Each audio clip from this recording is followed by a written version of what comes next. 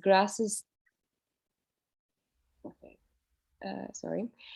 indigenous, just to ask everyone, is everyone okay with us recording, because we're recording this event? Yeah. Sure. Okay, great, thank you. And working with the local communities to regenerate the ecosystem there.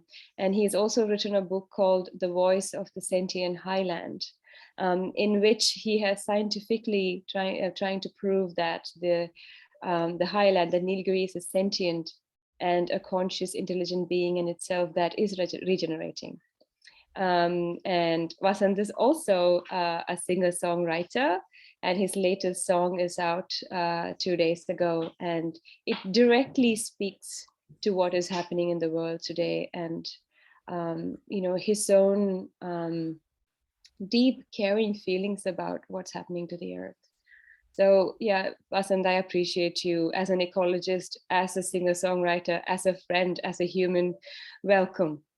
And I'm really looking forward to this conversation. Thanks so much, Lakshmi. Thanks for this opportunity. Yeah, thank you.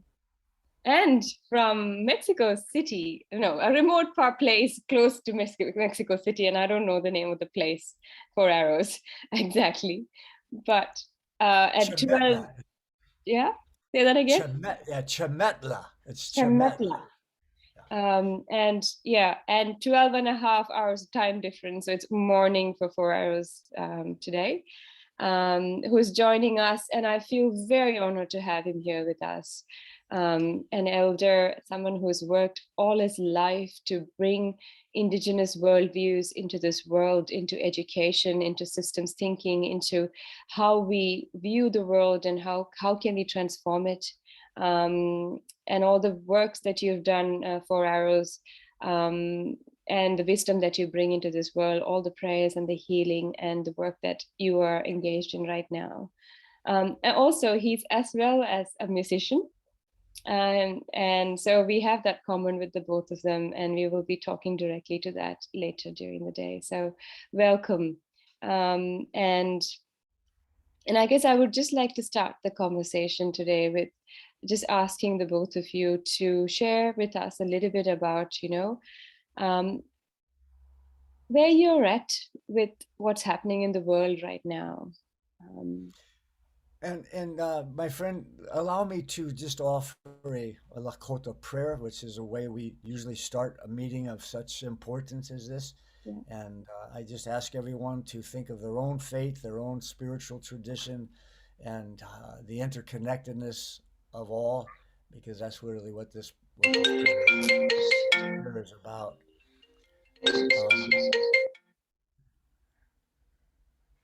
Somebody, yeah, okay. Sorry.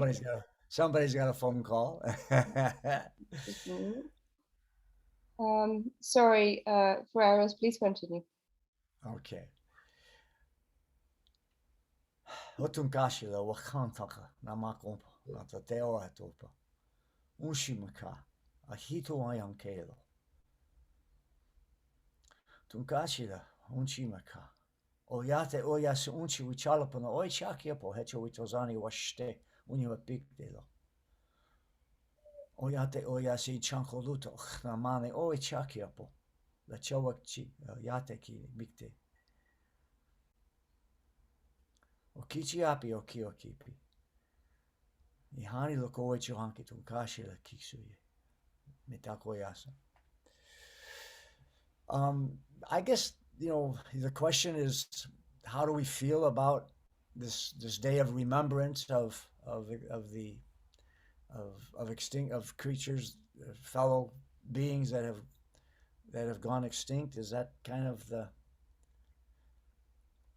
how we did a ceremony this morning about that, and we started by having everyone. We had some younger people with us too, just saying what animal or plant is out there that you know about that you want to give thanks to this morning. And this is a very traditional Thanksgiving prayer that the Iroquois and the Haudenosaunee and the Mohawks do.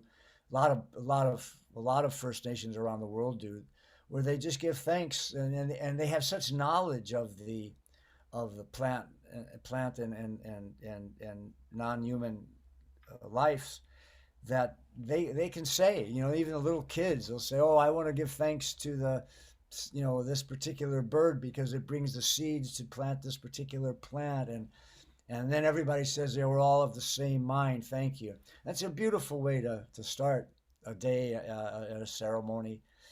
Um, I see the extinction rates. I mean, it's complex in terms of understanding the sciences behind it. The best that I can understand from having read it is that, about 10% of all species are lost every million years, and what they call sort of a background rate. And the last one was about, I think, 65, 70 million years ago. And, that's the dinosaurs that we kind of know about. And, but the extinction rate, this background rate, is that a short, extinction rate is 2.8 million, but it can be much more than that. And we're at a rate of about 10 to 10,000. That's how the science is. So we just don't know enough to be more accurate than that. But they say between 10 and 10,000 times higher than that background rate is what our Anthropocene, our human caused things have done, and that the extinctions in the last 10,000 years, not millions of years, have been amazing, and so that puts a lot of responsibility on our shoulders. But on the other hand, it is a natural phenomenon. I mean, species do go extinct, and we will, and so there's this sort of analogy that I have where I say, well, let's say that each creature has a certain lifespan, and that a fruit fly has 24 hours, a hummingbird has however many days, and a human says, the Navajo think that 102 is what the proper lifespan is for a good, well, healthy, lucky life. Well, if we start at birth, doing, or not, or say when we were old enough to have consciousness, we start drinking lots of alcohol and taking drugs, and we don't exercise, and we pollute ourselves one way or the other. And then, we're not vibrant and living, and then we die at age 30 because of that kind of lifestyle. I see that sort of like as a sadness about the gift of life. In other words, you were given this gift and you took it and you kind of just disrespected it. And I see this about extinction rates. It's that if there is this natural extinction rate, that's part of life. Everything lives and dies. So it's understandable that a species could live and die. And let's accept that. But if we're going to be participating in a way that we're making that happen instead of over millions of years, I mean, the crocodile's been with us for 400 million years, right? And now they're on the edge of extinction. And if we allow ourselves to do that, it's just an insult to that gift of life. And so we'll talk more about it, but I think that honoring we had talked just before everybody came on. We talked about the blue macaw that just went extinct last year, and I had somebody had given me a macaw, which I don't believe in having because our military macaws here in Mexico are extinct. But I did take it because there was no. He said, I don't know what else I would do with it, and I cannot believe the intelligence of these birds. It was just so amazing. And but one went extinct last year, and so that's the bird that's sort of in my heart today. But I think that Vasanth and I think we're going to be able to talk about each of us being able to have the fearlessness of understanding life and death. That can be something that is a beautiful thing, that we can begin to understand that we are spirits inhabiting a body, and that so the crocodiles and the macaws. And with that idea, I think we're going to have a very interesting conversation today that will have a lot of resonance to give people a sense of both responsibility but also love. Thank you for arrows, Vasanth. Yeah, thanks for that. It was, you can see that was coming out of a lot of wisdom and experience, and yeah, it was just wonderful to listen to you. And can you hear me okay? Yeah. Yes, Yeah, very well. okay. So yeah, I mean, connecting this topic to the work that I'm doing also, it's like we see it at different levels, right? So whether it's with animals or plants or ecosystems, and extinction is really becoming apparent. So for instance, the ecosystem that I'm working with, which is called the Shola grassland ecosystem, it's a combination of montane, cloud forests, and grasslands, which occur only in certain parts of tropical climates that are elevated to a certain elevation. So the requirements for this kind of a ecosystem is very special. So there's very few habitats like these. And this entire ecosystem right now, there's only 10% of it that remains in this landscape. So it's not just one species, but 1,300 species that are completely under threat.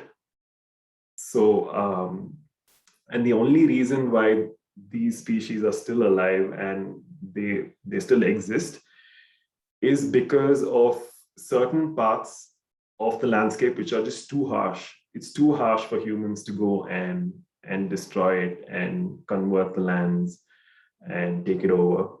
And humans have tried it and it hasn't worked. So it's only because of the fact that the monsoons are still on and it's not failing, and these places are still preserved, that there's this entire band of species, 1,200 species of plants, and all the insects and amphibians and birds and animals that depend on this ecosystem that's still alive. So so with entire ecosystems being pushed to the edge, there are countless number of species that are going extinct, and we still don't know the numbers. And for example, we don't know how many insects are even there, how many species of insects are there on the planet. So even before science understands all of this, like there are many species getting lost. So over here, for example, the work that I'm trying to do, I work with a lot of endemic, very rare species, which are just found in certain mountain tops, and trying to grow them and propagate them and try and save them from going extinct. And so one of the things that I've learned, and I've also tried to communicate in my book, is how much it takes for a landscape to support species diversity and biodiversity in general. And this is also connected to the findings and what I'm presenting in the book about the landscape being alive. And so the evidence that I'm showing for this has got to do with the topography and shape of the Nilgiris. And then there are these three sister landscapes. It's called the Nilgiris, and then the Palni Anomalais and Upper Sri Lanka. And how certain parts of all these three sister landscapes have these very similar features, but you can't explain the fact that they have all these similarities just by coincidence. It's like there's extreme precision in the way that all these sister landscapes have formed, and it's got to do with how the mountains like formed and utilized the monsoon rains. And for instance, like there were three distinct periods in which the mountains increased in elevation, and the most recent one, with which they grew the tallest, was about 90 million years ago, when the monsoons were forming, when the southwest and northeast monsoons were forming. And so the evidence of digging into geology and everything and looking at all these three sister landscapes, it's kind of clear that they increased in elevation in anticipation of the monsoons forming. And this part of South India is where both the northeast and the southwest monsoons coincide. And all of this precision and intelligence and ability of the landscape is so that if the mountains are higher in these parts, the more water that can be intercepted through the rains, and more number of species that can be supported. So the parts of the mountains, all these three mountains that are facing the monsoons, have the maximum number of species and endemic species. So the amount that a landscape actually needs to go through to support species is just tremendous, and it's something that happens like through millions of years, and it's something that so far humans haven't, not humans, sorry, like the dominant human culture hasn't understood. So, and I mean, it's because I've spent like 10 years in the Nilgiris trying to understand how all this heterogeneity works, and how, the shapes of mountains and the climate and everything's interconnected, and had these questions alive, been able to try and scratch the surface of this. But the amount that a landscape needs to put in to support species and create those different environments that can allow new species to evolve is amazing, and it's something that science and the dominant cultures don't recognize, and which is also maybe why the dominant culture doesn't see it as a huge issue and aren't connecting to it. So I feel understanding what goes into supporting species diversity and species is a big void, and it needs to happen. Vasanth, I just want to jump in and say that I think that bringing that idea up of landscape being so fundamental is a foundation for the beginning of this conversation on this particular day. It is so vital. We the idea that it has to be this sort of identity with two eyes, a nose, and ears, and a mouth, and that is what we can have empathy for. And then look at this landscape of mountains and trees, and not have the feeling of a longer lifespan of the same kind of sentience. If we can get that, I think that's a foundation for it. If we can go outside and recognize, wow, I'm going to be around for maybe 100 years if I'm lucky, but look at that mountain range over a million years, and it had intelligence in how it positioned itself Exactly. so that the weather could protect and have this new group of plants and species. I mean, I just, like I said earlier before people joined us, I was in Colombia for 3 weeks on what's the highest mountain peak on a coastal mountain peak in the world, 19,000 feet up, and the sacredness that the four tribes around that mountain have for the mountain. They're trying to explain, and people aren't getting it. I mean, Western scientists are coming and saying, all right, wait a minute. You're saying that if we do something here that is polluting this pond, that it's going to affect this over here, way over here, and it has to do with the mountain itself. That doesn't make any sense, right?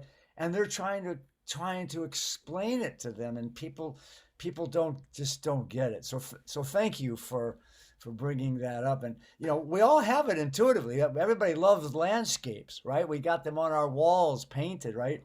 And you have a feeling of that power, but we haven't processed it in a way that we separate ourselves from environment so much.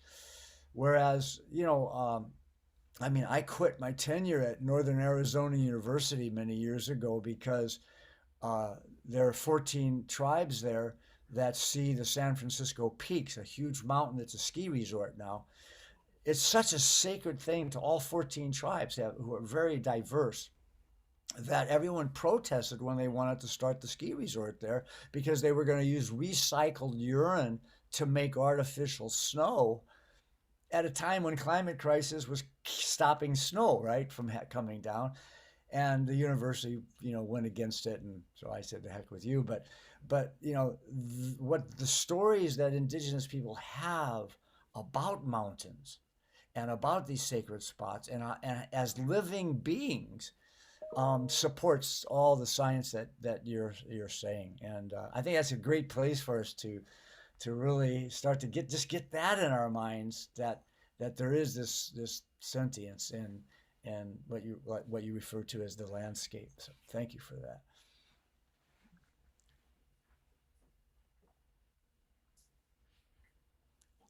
Yeah, Thank you thanks. for everything, Vasanth. Yeah, I just want to add there, Vasanth, while you were speaking, I was remembering sitting with you and an elderly Adivasi leader from the Toda tribe, and she was telling us about how each mountain has its story and each mountain has its personality, and this mountain did that to this mountain, and they were talking to each other, and there were these stories, and I could really picture it, mountains as beings that has their own stories, and how those stories interact with our little stories. And yeah, just remembering that, Vasanth, and thank you for that experience also. So I just want to also ask both of you, you both understand this aspect and live this aspect and are working with sentient landscapes, sentient beings, but at the same time, we are also aware of what is happening in this world, right? We are aware of the, I can call it ecological laws in a broad sense. We are aware of the ecological laws and the laws of our kin that is happening on the planet at the moment. So I'm curious also, how do you balance it, and how do you live with the both? This is something that I am also, every day struggling with in my own life. And so I would love to hear from you. Vasanth, you go first this time. Okay, cool. So, yeah, I completely feel you and see what you're saying, and we have been exposed to this also now for almost like a few decades, and growing up and studying in a school that emphasized on environmental education. Also, we've been constantly like tracking all the losses, and it's a major part of like everything that we digest. And obviously that has guided like for me, it's guided like what my pathway and in what I want to do and the work that I'm trying to do and in the solutions that I'm trying to work on collaboratively with others. And but again, like working in the Nilgiris has also taught me a lot. And so this landscape is I would say it's a microcosm of Earth, because it has a huge amount of diversity. It has about, within 5,000 square kilometers, it has 7 ecotypes, 7 forest types, and it's supported close to 25 different indigenous peoples groups, and who are still there. Some are like, there's only 200 people in a certain tribe called the Cholanaikans, for instance, and others are like, the maximum strength of a tribe is around 2,000 people. So it's and along with this, it also has almost every single problem that you would find in the world around, packed into this region. So nature and ecology and the people living close to the land and indigenous people are facing a lot. The pressures are huge. So, but working with the ecology and seeing how native species are holding up and even trying to withstand these pressures gives hope that if we just give that little bit of space for nature and wind back our actions a bit, the way in which nature will bounce back is just is incredible. And we still don't understand nature so much. So there is this slight hope that, species that we think are extinct might even like maybe show up and come back. So that's one small little like wish or hope that I have. But the amount of pressures, for example, there are about 100 exotic invasive species in this landscape. And as a restoration ecologist, it's impossible to combat all of these. And I've been working with various stakeholders. For example, the forest departments, they spend hundreds of crores of rupees to try and solve this, but it's not happening, and that's causing a lot of biodiversity loss and many other problems. So, but even with all of this, the native species are holding on to some of the last spaces, the edges, and the way in which they respond to a little bit of intervention and action and care from us is where that hope lies, I feel. So this is how I kind of like is my stance with all the things that are happening in the world, and whether it's climate change or biodiversity loss, but I totally agree that it's getting worse and worse every year. The forest fires and raging across the planet, and tree death, and that's happening in forests all over, and the oceans acidifying and coral reefs dying, and the loss of marine life as a whole. And it's just maddening. But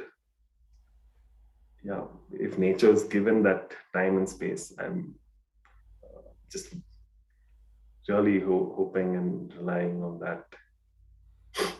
Well, Vasanth, I think that your life represents more the true concept of hope than your words, in a way. Let me tell you why I mean that. You talked about one of the hopeful things is how nature can return.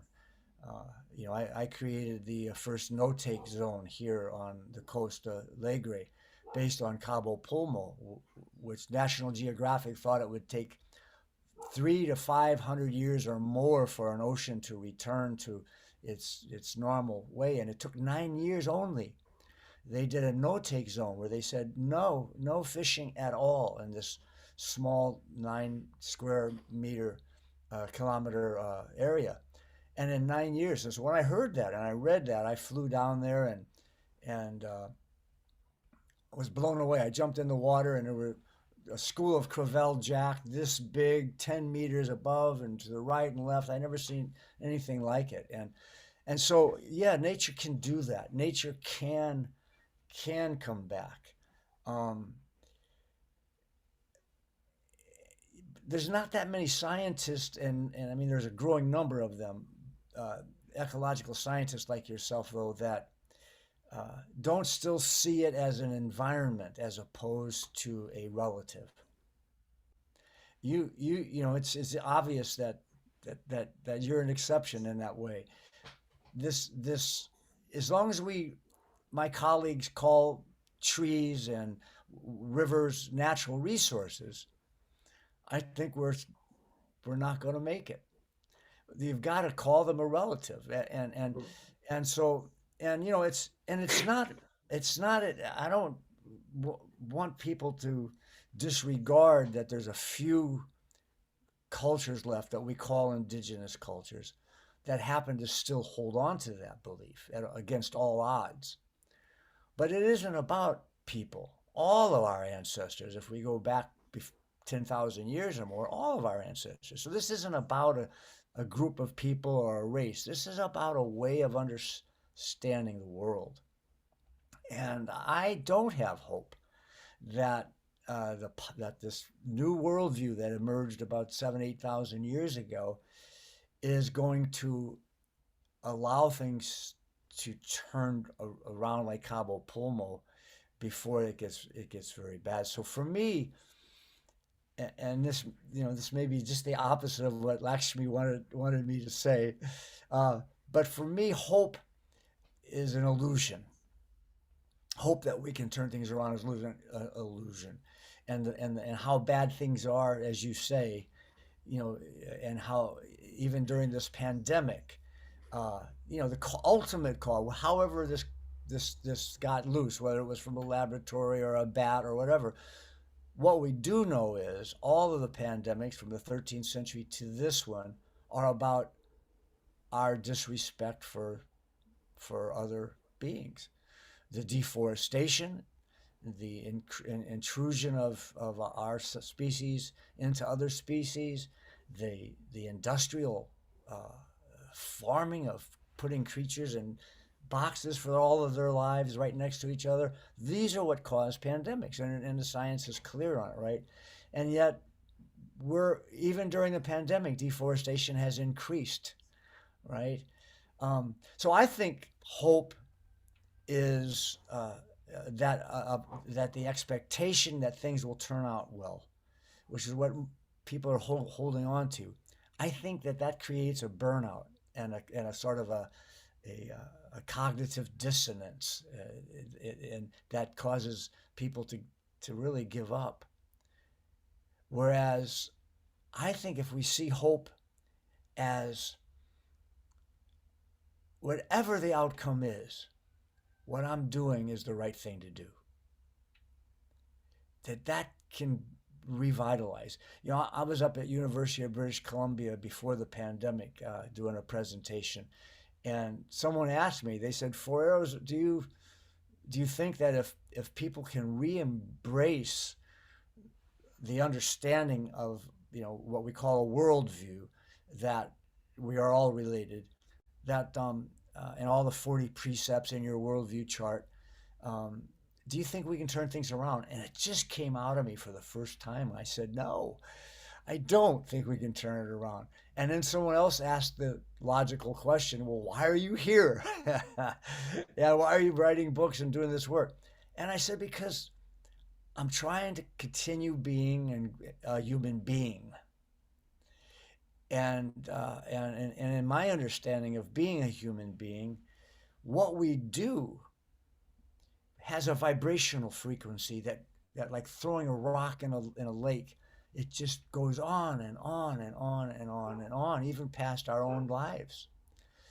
And so, this brings in a concept that we don't often talk about in the academy. And, certainly in India, it's a big thing, but all over the world, this idea of a reincarnation, a kind of reincarnation. Um, it's interesting. In India, as I understand it, generally speaking, reincarnation doesn't include non-humans that often, right? Um, Whereas on the Pacific Northwest, uh, it it it 40% of a recent study of children who remembered other parents from other lives or other, um, talked about being cedar trees, talked about being salmon, right? So we don't know. It's a great mysterious thing, as Lakota Wakantanka means. It's a great mysterious thing, but there is an assumption of this recycling, of this continuation. And if we believe that in some way, and I maybe later I can talk about my own near-death experience and what it did, how it changed my life, and seeing that what happens when we afterwards. If we had some sense of that wasn't orthodox, it wasn't religious in the sense of this is how it is, as if we know, but if we could accept the mystery of it, which scares people, but at the same time accepting the mystery, also knowing that everything in nature recycles somehow, right? That is the thing that gives me this hope that we are part of some mysterious, amazing, loving, complex, beautiful thing that to do the kinds of things that we're doing to change the climate and to treat others as we do. It's not being human, right? And so that's why I wrote a little monograph recently called Sitting Bull's Words for a World in Crisis, because Sitting Bull, one of the great American Indian persons, in my study of him, I realized he did not have hope and had no reason to have hope, because all the buffalo had been killed. Smallpox was wiping everybody out. The cavalry was coming still in to kill and to put people in prison. They were chasing him. And yet, as you look at all of what we knew about him during that time, his generosity was completely always operating, his humor, his laughing, his music. He wrote songs, Vasanth. He wrote songs every day, new ones, and would sing them. He cared about the children. He did his ceremonies. In other words, this hopelessness, if you will, didn't stop anything. And I think if we can get to that kind of trusting in the universe, and there's ways to do it, maybe we have time to talk about today. But so that's my perspective on hope.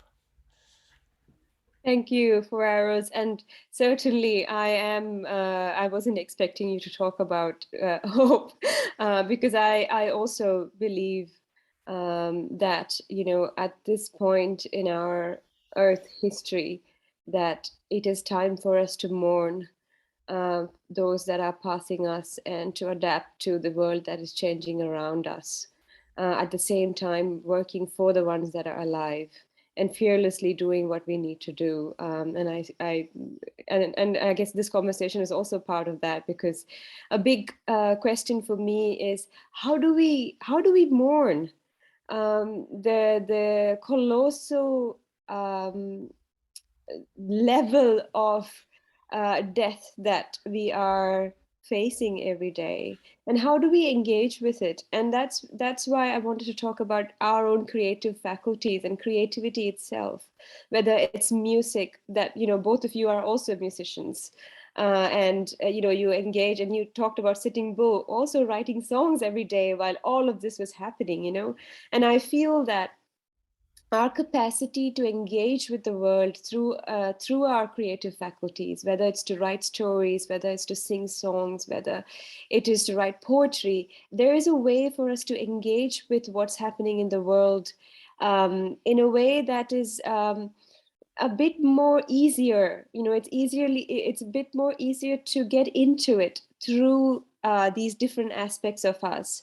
Perhaps the way that we are doing now through scientific number games that is going on at the moment, which we saw in COP26, so how do we, that's another question for you both. And I'm aware that it's already 8:16. We probably have another half an hour to go with this. So Well, let me give you one example that totally answers the question. Um, the My people, my blood people, not my adopted people, the Cherokee and the Creek, were on a forced march out of the south part of the United States that the then President Andrew Jackson forced them to do, in spite of them being neighbors and the Supreme Court saying it was wrong. Forced them on a march, 1,500 kilometers, in which about a third died of brutality and exposure. So pretty bad situation, right? So what did they do? The mothers created a lullaby, and they sang a song to the children. And Carlos Nakai gifted me with the song, and I can't sing it because the words of the Cherokee language and all that, but I had someone translate it. And the mother sang a song that had lyrics something like this: "Oh, my little child, did you see the beautiful animals in the clouds this morning? Did you see the dancing grasses in the prairie when we went by dancing? Did you see the beautiful colors of the pair of trout that were in the brook when we crossed it? Did you hear the sounds of the meadowlark?" And those kinds of ideas of, in the throes of probably just the most unimaginable Holocaust, here's a mother singing to the child and this musical lullaby with the lyrics of seeing the beauty all around that's still in nature.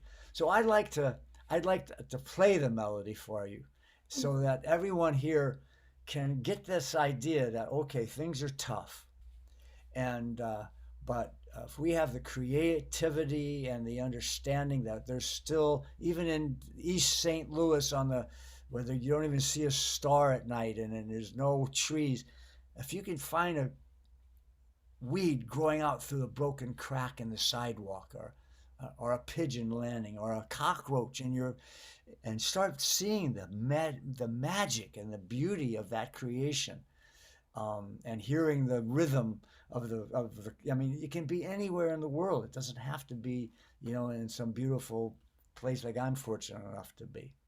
So listen to this song and see where you can find the beauty all around with your own creativity, whether it's a little garden you're building on top of your building, or just how you're treating somebody.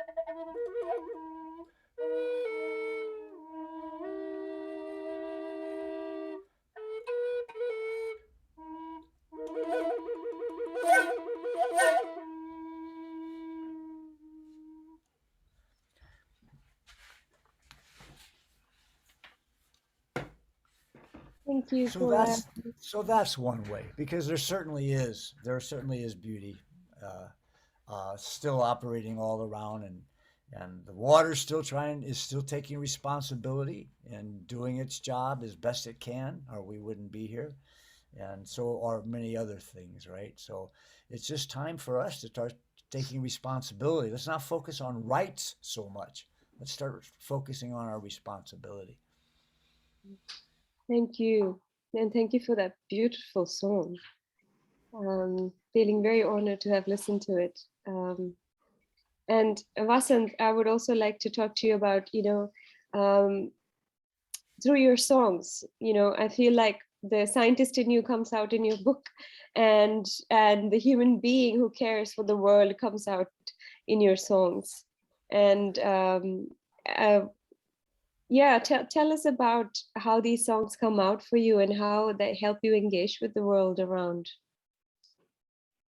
Yeah, sure.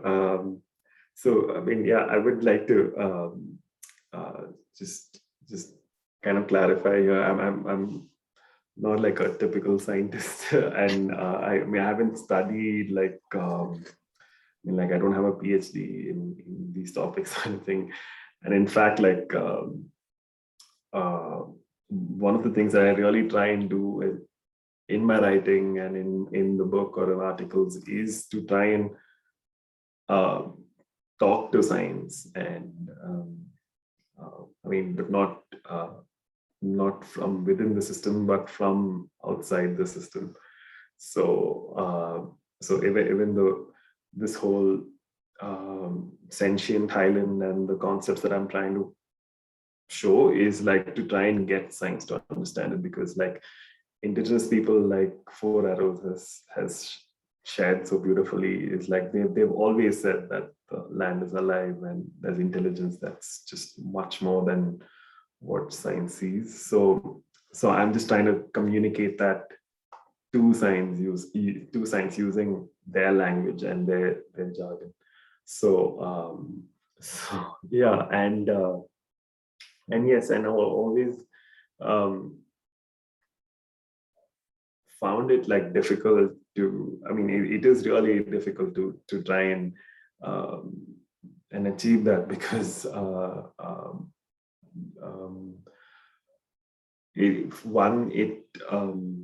it takes a lot of time to come out, to get these understanding, and to try and communicate it, and there are all these different channels that you have to utilize to communicate to these institutions. So which is why I'm trying to use all channels possible, which is music and the kind of art forms, and I really enjoy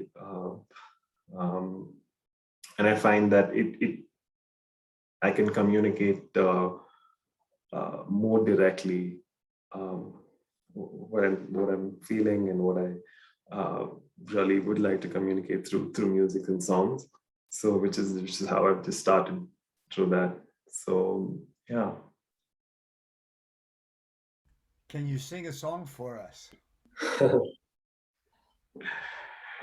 Yeah, sure. Maybe should I play the song and then sing over it? Or could you do that? If you want to, or you can just sing. No pressure. Cool. I think I'll just play the song, and would you be able to hear it? And I'll sing over it. I can do that, Vasanth. I can share my screen and play the song in low volume. Is that good? Yeah. Okay. Sophie, you need to make me host. No.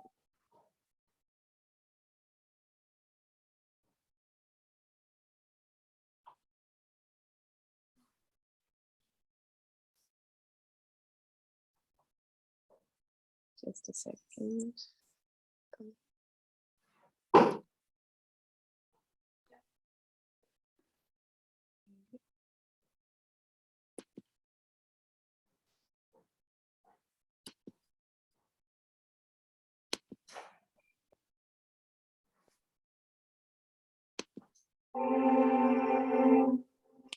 I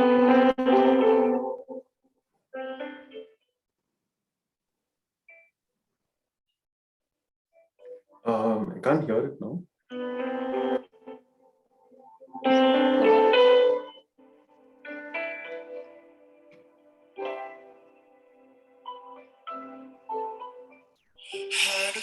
Feel like the roots of an ancient tree. How to care like they are your family. How to see constantly without turning away. How to feel like it's gonna fall astray.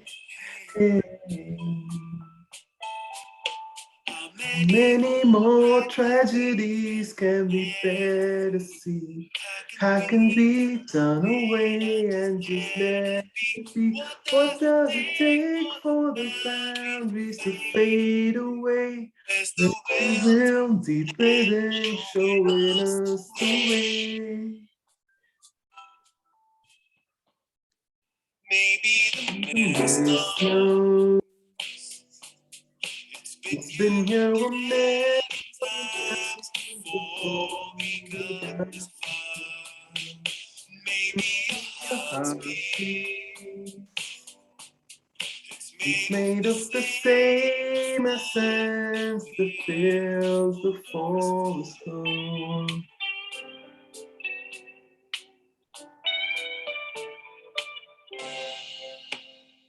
How to fight for the voices of the broken lives. How to break free from all the misbelief and lies. Where to go when you know lives are falling apart? Do you stop and do you listen to your heart? Maybe the mist knows. Been here a million times before we got this far. Maybe your heart speaks. It's made of the same essence that fills the forest floor. So many lives that have been lost in vain.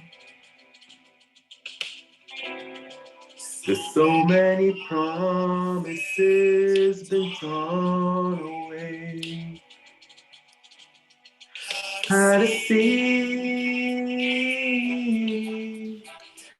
that we have got the time we gonna need. How free. All the children gonna find it hard to breathe.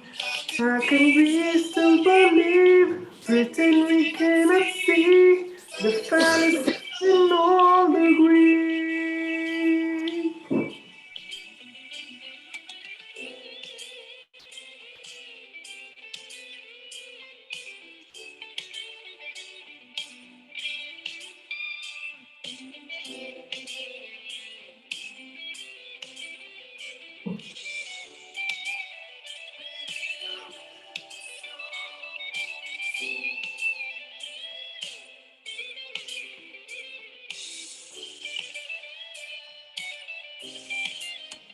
Maybe the mist knows. It's been here a million times before we got this far. Maybe your heart speaks. It's made of the same essence that fills the forest floor.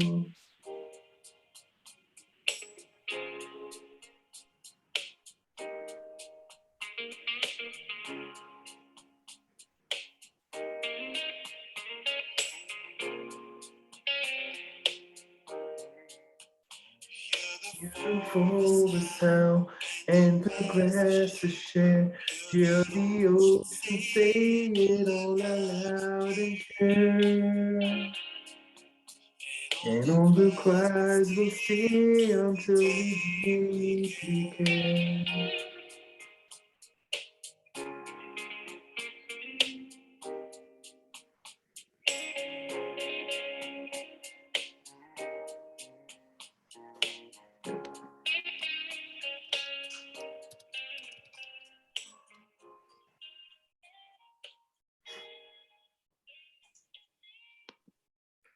Thank you. Thank you, Vasanth. Yeah. Oops. Sorry. I hope you could hear it. Okay.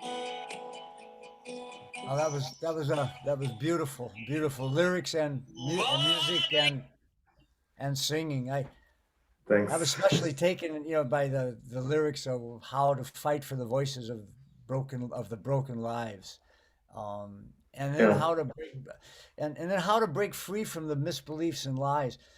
You know, I'm wondering, do you practice any form of hypnosis? I know meditation for sure, but the other side of meditation is not just waiting for the wisdom to come to you, but actually having a predetermined intention and image. That's sort of the subtle difference between hypnosis and meditations. There's both in a lower brainwave frequency, but with that hypnosis in indigeneity, we knew that willful determination wasn't sufficient to accomplish something. It really required using another natural part of our body, mind, spirit, and that nowadays is called hypnosis. But all the Abrahamic religions say hypnosis is of the devil, from some passage that talked about spells being evil, and our stage hypnosis, or Hollywood has misconstrued it. But this concept of self hypnosis is what ceremony is. For you go into ceremony and you go into an altered trance, and you have an image for whatever that ceremony's intention is. And I think that how to break free from all the beliefs and misbeliefs and lies is really a matter of unhypnotizing ourselves, dehypnotizing Mm. ourselves. Do you want to talk about that at all? About your thoughts on that? It sounds really interesting. I mean, I can see how it is like that. I mean, it's almost like you said, like a state of hypnosis and a state of delirium, and uh, yeah. I mean, I in one of there's the book I'm writing actually, and in that I'm talking about how the dominant culture has lost this a very important intelligence, also, like just spatial understanding, spatial intelligence. Um, so I think that connects to what you're saying, and but I haven't really thought about it in as it as being in a hypnotic state and how to break away from that. And yeah, it's really interesting. So Yeah, and this trance-based learning, trance-based healing is something that we've always done, and it's been lost and put into the control of those who are in power. And in Nazi Germany, the propaganda managers said, I can get anyone to do anything I want. I just have to make them afraid. And what the wild horse, if you all go to YouTube, put in wild horse hypnotist, you'll see me when I'm a young man doing horse whispering on a wild Mustang that a television program brought in. But I learned this from wild horses. And all creatures become hyper suggestible to the language or communication of a perceived trusted authority figure. This is a natural thing in the wild, right? And this is why children who are in that state of awareness can learn 20 languages, but they can also learn to pollute rivers, right? And so I think this, and one of our guests here, Reed, he just has written a book on decentralizing, because the centralization of government power can take that hypnosis and continue it until we have mass formation, is what the psychologists call it, where if we see 7 people before us seeing something that's completely not true, but they all say it's true, we're going to say it's true until pretty soon this is what we're believing, right? And I think the how we're dealing with climate change is an example of that. So I think that that's something that, and it's so easy. We don't need to pay somebody money to hypnotize us. We can know when we're in a light trance state that's like I've had my appendix taken out with self-hypnosis. You just go get a piece of dental floss and a paper clip, right? Everybody got that. And then rest your elbow on the table and hold that paper clip, and then go ahead and move it so you can kind of visualize what that it looks like when it's going in a circle. And then stop and trust yourself. Trust your imagination. Einstein said imagination is more powerful than knowledge. And now imagine it going in a circle. And when it starts to do that, it's just because the imagination is creating ideomotor neuron activity that is sufficient to move a light weight, right? And so when that starts to happen, that only happens when you're responding to imagery while you're in a lower brainwave frequency, like alpha or lower.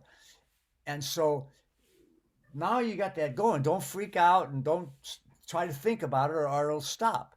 Just keep it going, and it'll get bigger and bigger. And while it's going, all that's telling you is, okay, I am in a state of light trance in which if I have another image, that I can start to recognize the sentience in my in the food that I eat, and the where it came from, and and I can start to recognize the sacredness of water, that it's life, and be more careful with it. And I'm going to start doing that now. And whatever it is, have it predetermined, because if you have to think about it, you'll go out of hypnosis, and then you're just imagining something without it having an effect. But if you can double task by really imagining this while this thing's still going, that's like paying me $300 an hour, right? So, everybody can do this, and then until you don't need to use anything, you just know, you just go into it and use that to solve your problems. Use that to start getting back into it, and use the indigenous worldview as your guide, right? So, I do this with something called cat fawn that came to me after I had a near-death experience. Sorry, can I just interrupt there? Sorry, I'm just aware of time. Sure. We've been through more than an hour, and we still have to go into a small meditation, and I would love to hear from the people who have joined us here today for a short sharing circle as well. Sorry to cut you off there, but I think we need to do another session on the cat fawn technique. Thank you, both of you. I think we've touched upon many different aspects of what it means to be alive during, the sixth mass extinction, right from fear to fearlessness to systems, and how we are trapped within systems, and also that it's not just species but also ecosystems and landscapes and mountains who are sentient and who are at the verge of losing what is there in terms of life surging through them. So just to get into from the discussion mode into a little bit of a heart space, which I think we have been throughout the conversation, I would like to lead you into a small meditation, if that's okay. So I welcome you to, if you like, to close your eyes and take a few deep breaths.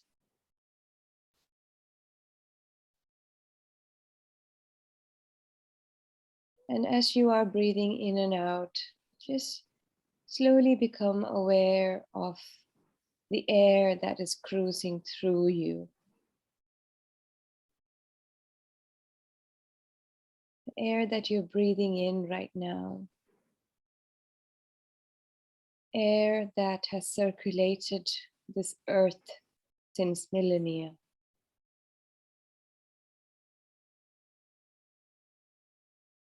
And the air that you breathe out, also a gift to the beings that breathe in carbon dioxide. The air that you breathe in, a gift from our beloved plant kin.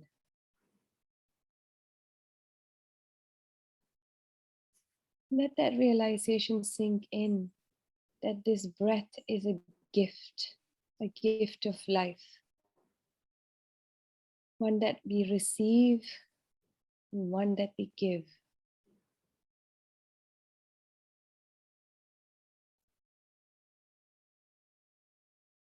And as you breathe in and out, also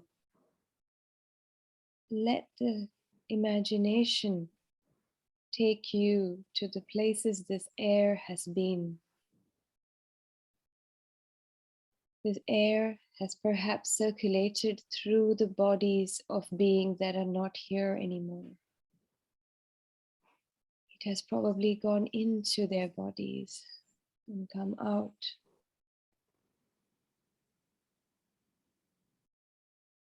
It has circulated through landscapes that may not be here on Earth anymore, but it still holds memory, and it is here inside our body. This air that we share that holds memory, that holds stories, that holds life. This shared life that we all hold.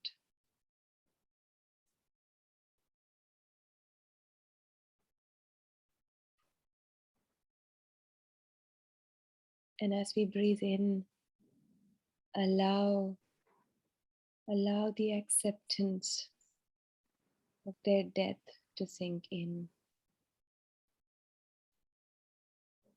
And also allow the acceptance of your life pulsing through your body. We are part of this life-death cycle on this planet. And we carry both within us. And as you keep breathing, I invite you to say a prayer for all those who have departed and for all those who are coming, for beings in the past, present, and future, for we are a continuum of life.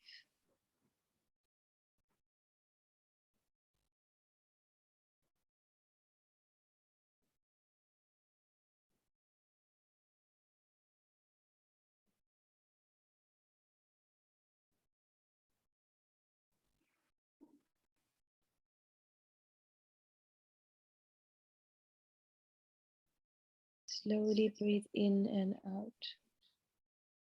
If you'd like to share a prayer, you're welcome to.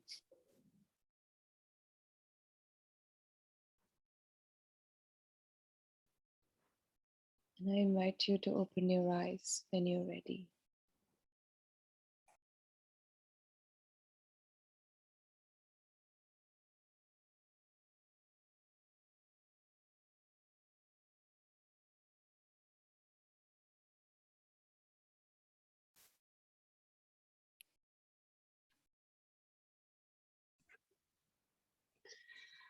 Ah, yeah, oh, yeah, way, oh, yeah, ah, yeah, oh, yeah, oh, way, oh, yeah, ah, yeah, oh, yeah, way, oh, yeah.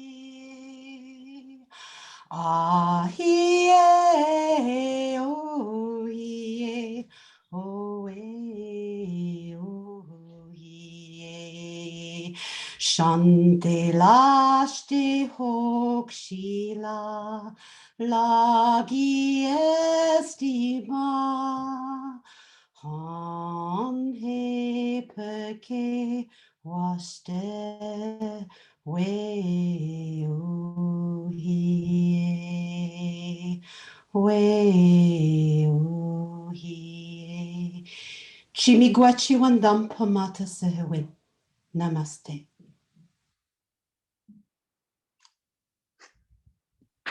Thank you. Thank you. It's getting late here.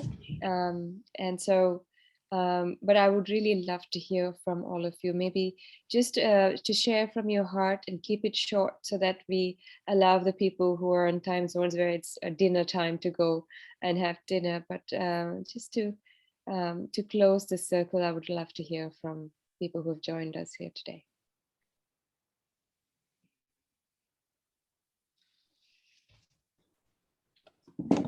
everybody. Oh, okay. Hi. I'm from Ohio in the United States. And I just want to say thank you for hosting an event like this. I'm sorry I missed so much of it, but it just makes me happy to hear about people thinking and coming together about the environment and all the things. You know, I hope we really get to make some difference in the world and everything that we need to do. I've been focusing on food forests and growing as much food as I can and regenerating my soil. So thank you for having me and for hosting something like this. Thank you. Reed, you want to go next?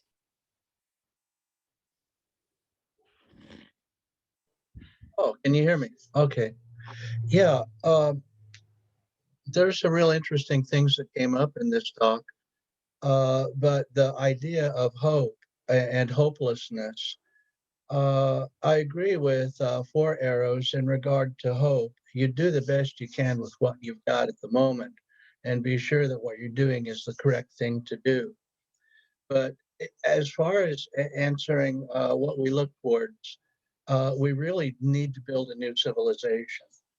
And we need a cultural rapport with the sentient spiritual life in nature. And that's a cultural rapport. It's culturally embedded. We see this with the American Indians as well, the indigenous civilizations. They have a cultural rapport. We don't have that in Western civilization. Our culture is basically geared to domination. Therefore, we need a new civilization, a decentralized economic social organization, which is the project that I'm working on. And the fifth cornerstone of independence, I won't go through all of them, but just the fifth cornerstone of independence is recognizing and having that dialogue with life in nature as a component of permanence for that civilization. Okay, I think that's as far as I need to go on that at the moment. But yes, there is an ideological response is proper in this situation because you do need a new civilization that has a completely different worldview from the one we exist in now. Thank you, Reed.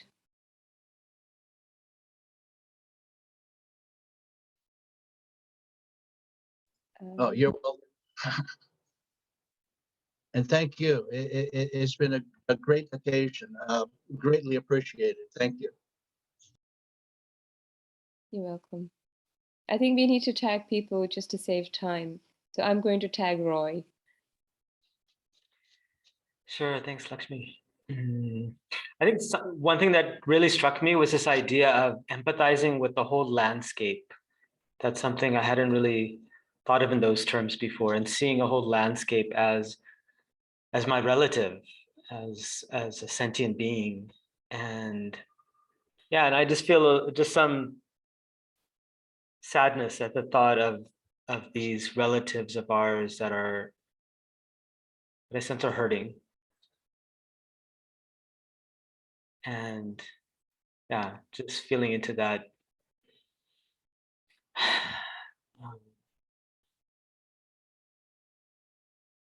Yeah, that there's pain there.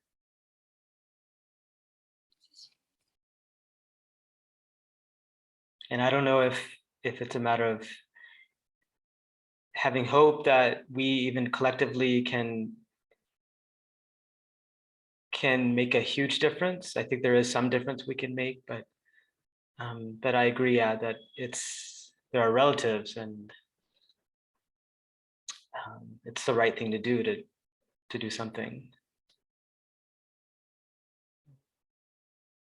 That's it. Thank you, Roy. I'm just going to call people out now. Cecile. Thank you so much, Lakshmi, for hosting this conversation dialogue. It's beautiful. And indeed, what Roy just shared about the landscape, that really struck me very much. Also in parallel sense that if you look at it as what we create, when you create a hosting space like you do, is such a feminine space, isn't it? And the landscape is very much a feminine space.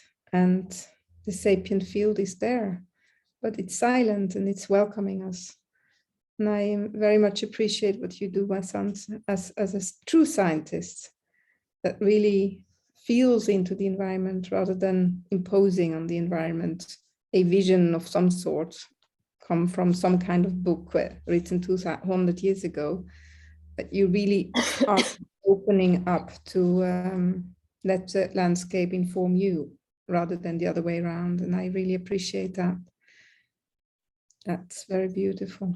Thank you so much. And also for the beautiful music. Thank you. Thanks so much. It's really nice to connect with you after many months.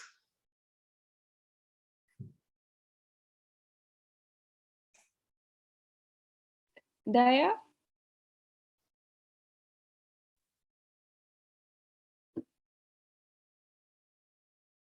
Oh, we can't hear you. We can't hear you there.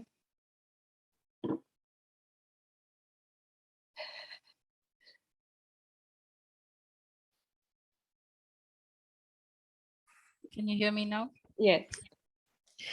Yeah, I was just saying that I can just tag along with what Vasanth said and what you said, Lakshmi, in the beginning. It's nice to connect with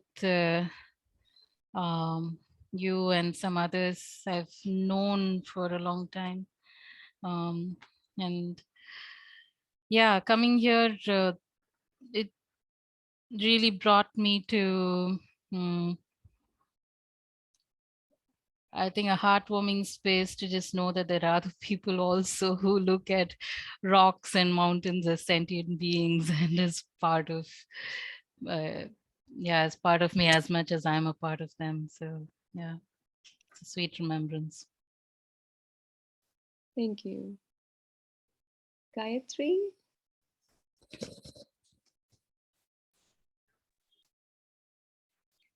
Yeah, hello everyone. I'm new to this space, but it's beautiful to see some faces who are very familiar. Daya told me about this event, and Sophie is a friend. Yeah, so many threads alive in me from this conversation. I haven't read Vasanth's book, but I did read a review about it, so I've been aware very much of his work, and Arun, who runs Marathon Farm School, has mentioned his work. And I just, there's so many things that are alive for me. So because I live in Chennai, as Daya does, and we've been having, these historic rains. And I'm a permaculture gardener. We have so many native trees, and we have an open well. We've done all this rainwater harvesting, but our house is just awash in water because it's just too much. So literally, it has been an exhausting month.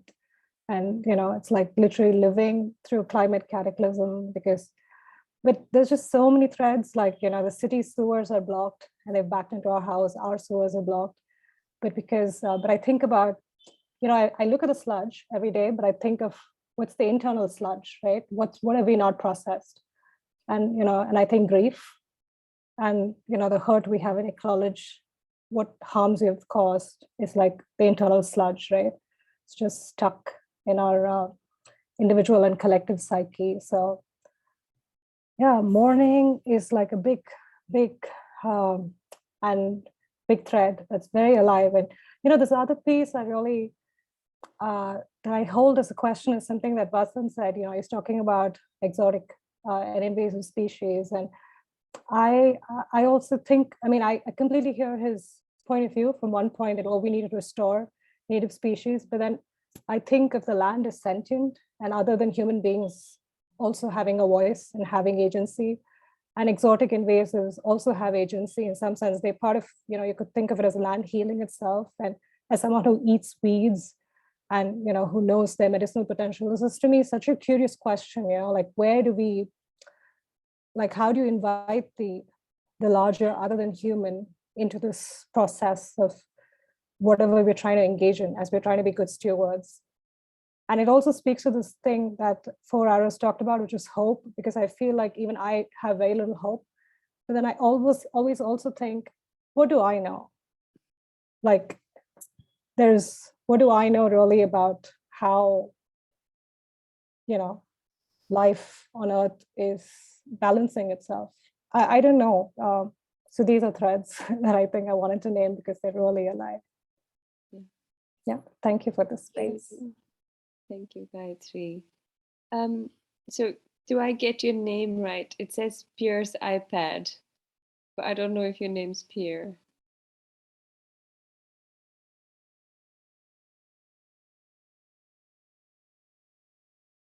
I think you're muted.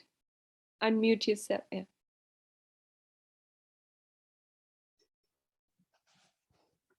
Hi, I don't have an iPad. My technology is very limited. My husband is Pierre, so he agreed to let me use his business iPad.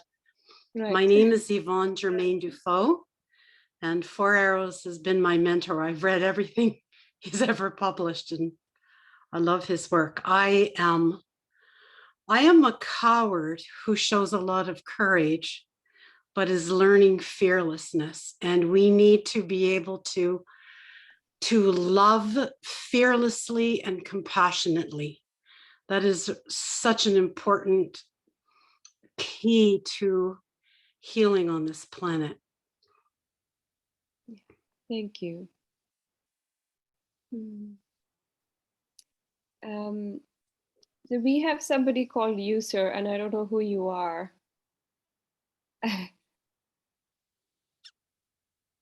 No, nothing's coming. Okay. And then we have Sophie here. Sophie, would you like to share something? Hi, everybody. So I'm working with Lakshmi. What do I want to share? I guess I share this view of hope, or lack of it, let's say more.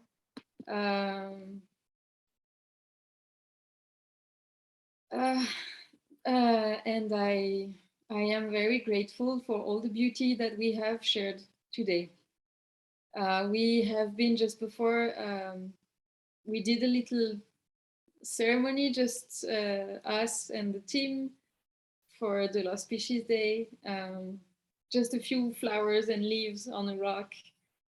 And that was just beautiful. And now I hear Four Arrows playing music, and I hear Vasanth singing, and this is just warming my heart right now. And yeah, I feel very grateful for that. Thank you.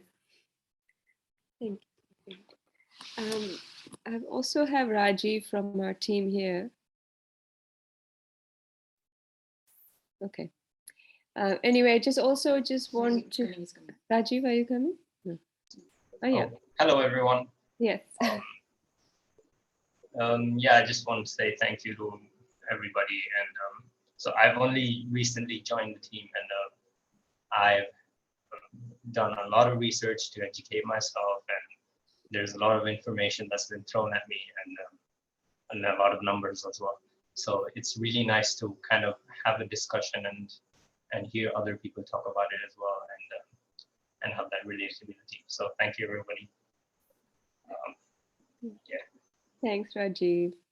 I just also would like to read from, there was a whole group from People Tree Earth Ashram who are at the moment engaged in an interfaith dialogue who had joined us.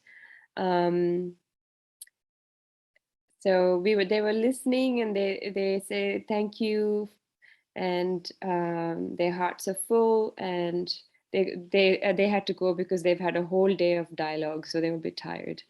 But they were happy to be here with us for some time. Thank you, everyone. I'd like to finish with a moment of silence. And Four Arrows, if you have a short prayer for us just to finish, because we started with a prayer from you, that would be really nice. And thank you very much to Vasanth and Four Arrows for coming. It was really short notice from me. I just asked them, and they jumped on board and co-created this session, and I'm very grateful. I'm very grateful that we can have a conversation just like that about this, and it's okay. So my heart full of gratitude to the both of you. Thank you.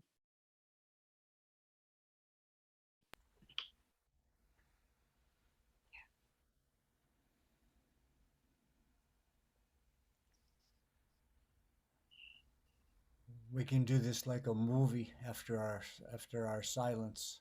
I'll just sing a thank you song and we'll fade out.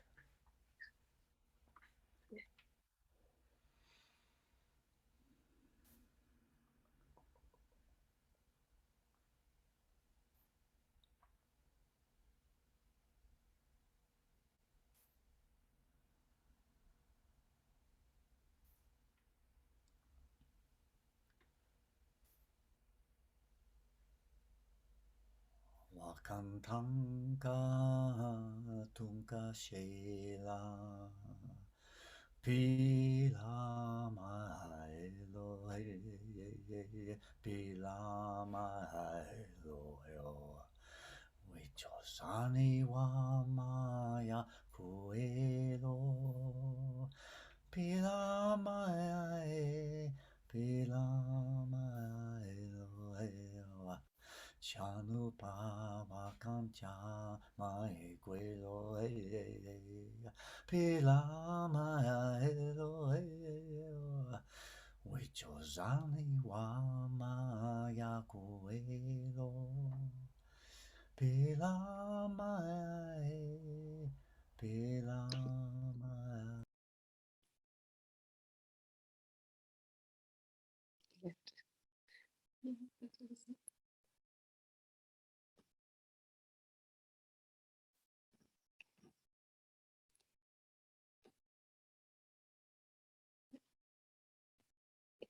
Way to